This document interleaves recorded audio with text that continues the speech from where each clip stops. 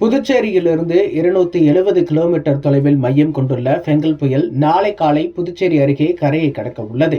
இதனால் தமிழ்நாடு, புதுச்சேரி, காரைக்காலில் இன்று மிதமான மழைக்கு வாய்ப்புள்ளது. சில இடங்களில் கனமழையும், ஓரிரு இடங்களில் அதி கனமழையும் பெய்யக்கூடும் என்றும் தெரிவிக்கப்பட்டுள்ளது.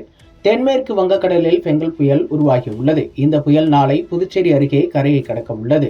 இது தொடர்பாக தென்மண்டல வானிலை ஆய்வு மைய இயக்குநர் பாலச்சந்திரன் இன்று மாலை 6 மணிக்கு சென்னையில் பத்திரிகையாளர்களை சந்தித்தார். அப்போது அவர் புயலின் நகர்வு எங்கு மையம் கொண்டுள்ளது, இன்றும் நாளையும் தமிழகம் மற்றும் புதுச்சேரியில் புயலால் ஏற்படும் தாக்கம் பற்றி விளக்கினார். இது தொடர்பாக அவர் பேசியதாவது, தென்மேற்கு வங்கக்கடலில் நிலவிய ஆழ்ந்த காற்றழுத்த தாழ்வு மண்டலம் புயலாக வலுப்பெற்றுள்ளது.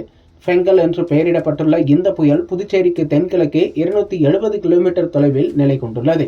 இந்த புயல் நாளை காலை, அதாவது 30ஆம் தேதி, காரைக்கால் மற்றும் மாமல்லபுரத்துக்கு இடையே புதுச்சேரிக்கு அருகே பிற்பகல் புயலாக கரையை கடக்கக்கூடும் என்று குறிப்பிட்டிருக்கிறார். இதன் காரணமாக அடுத்து வரும் 3 நாட்களுக்கு தமிழகம், புதுச்சேரி, காரைக்காலில் மிதமான மழை பெய்யும்.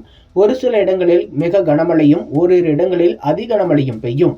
மேலும் அடுத்த 24 மணி நேரத்தில் டெல்டா மாவட்டங்கள், புதுச்சேரி, விழுப்புரம், செங்கல்பட்டு ஆகிய மாவட்டங்களில் ஓரிரு இடங்களில் அதி கனமழையும், திருவள்ளூர், காஞ்சிபுரம், அரியலூர், தஞ்சாவூர் மாவட்டங்களில் ஓரிரு இடங்களில் கன முதல் மிக கனமழையும் பெய்யக்கூடும். திருவண்ணாமலை, கள்ளக்குறிச்சி, புதுக்கோட்டை, சிவகங்கை, ராமநாதபுரம் மாவட்டங்களில் ஓரிரு இடங்களில் கனமழைக்கு வாய்ப்புள்ளது என்று குறிப்பிட்டிருக்கிறார்.